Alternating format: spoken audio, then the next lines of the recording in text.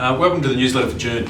A bit of an exciting month. There's a bit happening. What we've noticed in the last few days is that there are a few green shoots, it seems, in coal. We've just seen just a couple of little contracts being let in the coal game. So hopefully, if we're starting to see some investment back in that sector, in a few years' time, we'll actually see that start to take off again.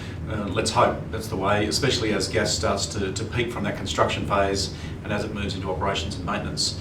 A few other things that are a bit interesting this month. First, of course, is inland rail.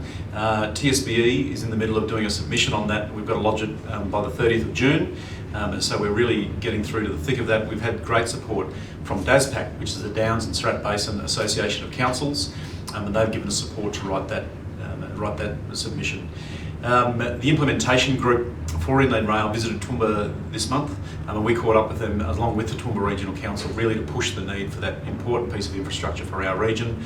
Again, I think it's still a question of when it will happen rather than if it will happen.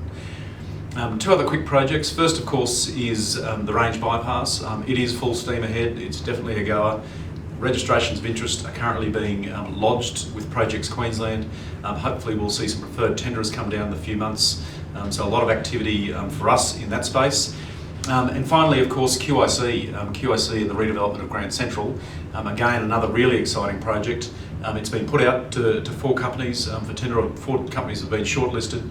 And hopefully in the next week or two we'll hear some announcements about who might have won the preferred, who is the preferred contractor for that development. Again, hopefully we'll see construction start later in the year.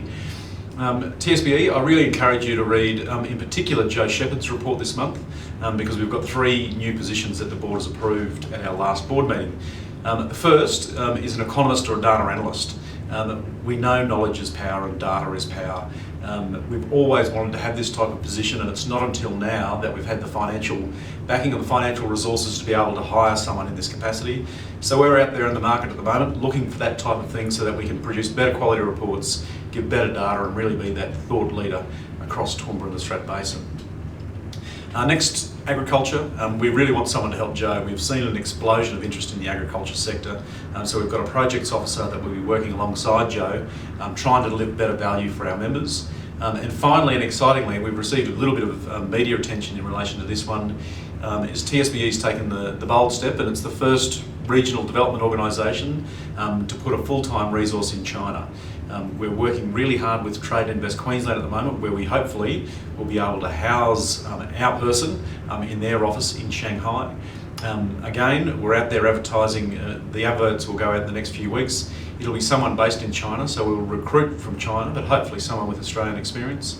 And the purpose really is to make sure that we can get Australian products, Australian farmers delivering their products to China.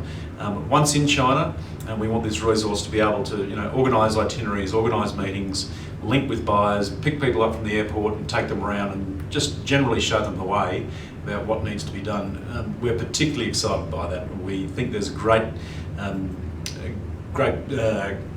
benefit, I suppose, of linking with the Australian government's Asian century proposals, and of course the Queensland government doubling the value of food production by 2040. So lots happening in our space. Busy time of year being June. I hope the year's treated you well. Any queries or any feedback for us, please let us know. We're always keen to try and improve and make sure we're delivering value for our members. Thanks, and see you next month.